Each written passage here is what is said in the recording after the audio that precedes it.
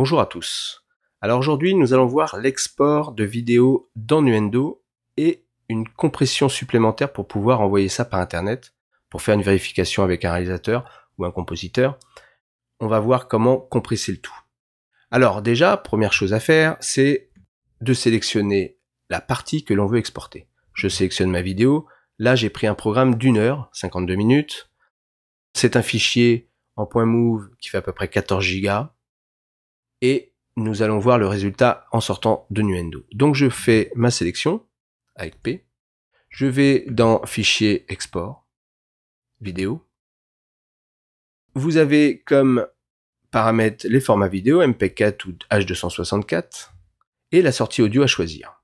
Alors vous avez la possibilité d'ajouter le timecode. Le résultat du fichier se trouve ici.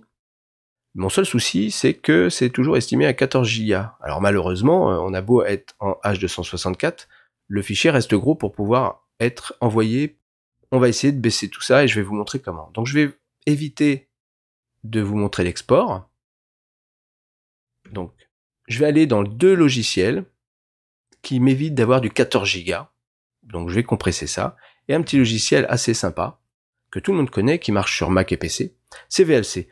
VLC permet de faire un peu de tout, c'est un petit peu le couteau suisse. Et bien, avec lui, vous allez pouvoir faire convertir et diffuser, choisir le média, donc prendre notre vidéo de 14 Go, choisir le profil, donc moi j'ai mis un profil qui est en 264, donc qui va pas trop m'abîmer la vidéo, et du MP3, pourquoi le MP3? Parce que VLC fonctionne sous PC, et sous PC, le AAC n'est pas très courant.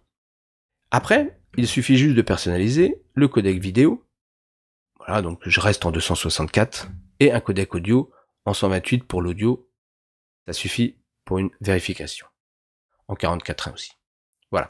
Donc je mets ça, je fais enregistrer, une conversion va se faire et pour tout vous dire, de 14 Go on passe à 800 mégas avec un minimum, vraiment un minimum de destruction d'images.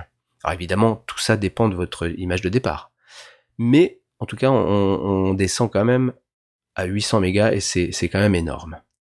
Et le deuxième petit logiciel que j'utilise, qui est gratuit, Mac PC, c'est Reaper. Alors malheureusement, Reaper, il faut mettre un peu les doigts dedans pour pouvoir l'utiliser, mais je vous assure que c'est assez efficace aussi, on arrive à peu près à la même taille de fichier.